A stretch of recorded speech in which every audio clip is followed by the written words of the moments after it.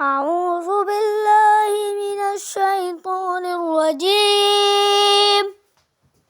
بسم الله الرحمن الرحيم.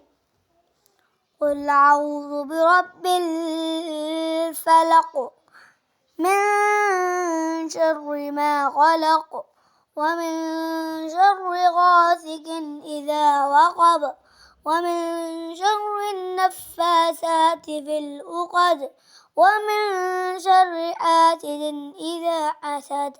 صدق الله العظيم. بسم الله الرحمن الرحيم.